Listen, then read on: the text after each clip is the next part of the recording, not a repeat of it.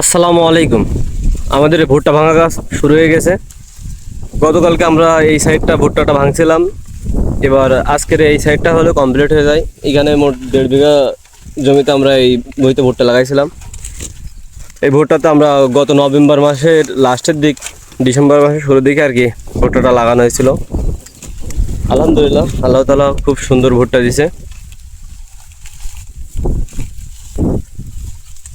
এখন বর্তমান আকাশের অবস্থা তেমন একটা ভালো না, যে কোনো টাইমে বৃষ্টি ঝড় আসতে পারে। এই জন্য আমরা আর কি ভুট্টাটা হারভেস্ট করে নিয়েছি। ভুট্টাটা হারভেস্ট করা হয়ে গেলে আমরা বাসায় নিয়ে যাই এই ভুট্টাটা ভাঙায় আর কি বিক্রি করে দেবো। কারণ ভুট্টা কাঁচায় বিক্রি করা সব থেকে বেশি বেটার, কারণ শুকাইতে গেলে এটা অনেক ঝামেলা, অনেক পরিশ্রম।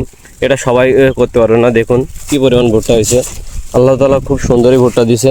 আমরা এই জমিতে ভুট্টা লাগাইছিলাম হলো আপনার পেট্রোকম কোম্পানির পায়োনিয়ার P3355। ভুট্টা চাষ কিন্তু এক প্রকার লাভজনক একটা ফসল।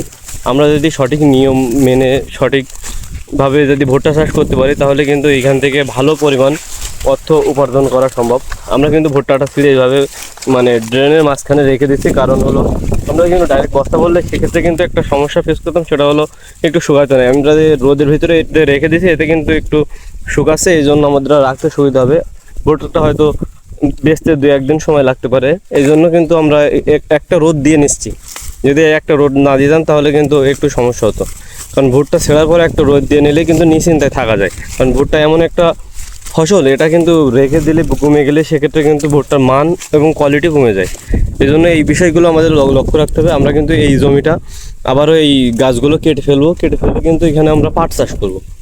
পাট চাষ করবো এই জমিতে, কারণ হলো পাট চাষ ছাড়া এখন তেমন একটা কোনো কিছু চাষ করার মতন ফসল নাই আমাদের অঞ্চলে। এই যত বই দেখতেছেন এই সব বইতে আর কি পাট চাষ করবে। এর আগে এখানে আর কি গম লাগাইছিল, এখানে এই 2টা বইতে গম লাগাইছিল, ওই সাইডে ভুট্টা লাগাইছিল, ওই সামনের জমিতেও ভুট্টা লাগাইছিল, আমরা এখানে ভুট্টা লাগাইছিলাম আর কি।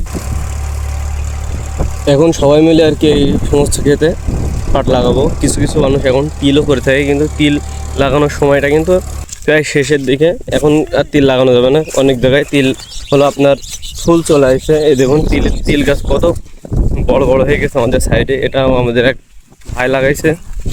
দেখুন তিল গাছ কত বড় বড় হয়ে গেছে। এখন আর তিল লাগানোর সময় নেই, এখন লাগানো যাবে শুধু একমাত্র পাট। পাট ছাড়া এইসব জমিতে এখন অনেকে টল করে থাকে, কিন্তু আমরা অত সময় দিতে পারবো না কৃষিকাজের পিছনে। এই জন্য আর কি পাট লাগাইবো। এখানে আর কি একটু সময় কম দিলেও চলবে।